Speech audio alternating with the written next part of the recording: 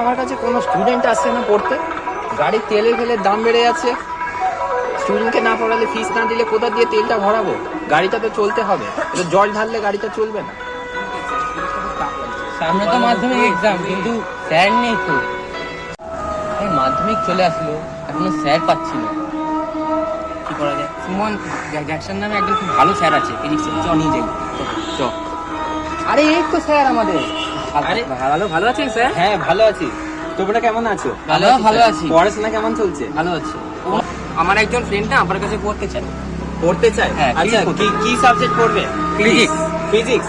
Physics না, আমি all subject পড়াই, সব কিছু তাহলে পড়াবো। খুবই ভালো। হ্যাঁ, আমার কাছে যারা যারা পড়াশোনা করেছে সবাই পাস করেছে, মানে ফেল করতে করতে বেঁচে গেছে। ভালোভাবে পড়িয়ে দেবো, কোনো অসুবিধা স্যার।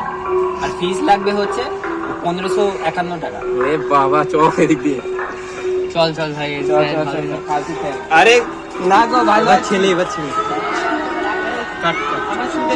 আসো, ভর্তি হয়ে যাও। 1551 টাকা নেবো না, 1451 টাকা নেবো। ভর্তি হয়ে যাও আমার কাছে, ভালোভাবে পড়িয়ে দেবো। আরে না, ভর্তি হয়ে যাও। এত টাকা দিয়ে ভর্তি হবো না। না না, তাহলে এত টাকা দিয়ে ভর্তি হবো তোমরা ভর্তি হবে না? না, আমরা দাঁড়াও, আমি অনেক আমার পাওয়া fees। দেখাচ্ছি। গণেশকে ফোন করি আর একে ফোন করি, দেব আর জিৎ।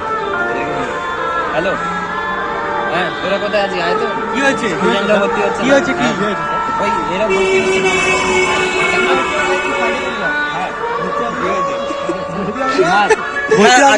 না। আগে পয়সাটা দে। বার করতে স্ক্যান কর, আগে অ্যাডমিশনটা নে। তুই ভর্তি হবি হ্যাঁ কিনা? স্যার কুত্তার মতো কামড়ে পালাবো।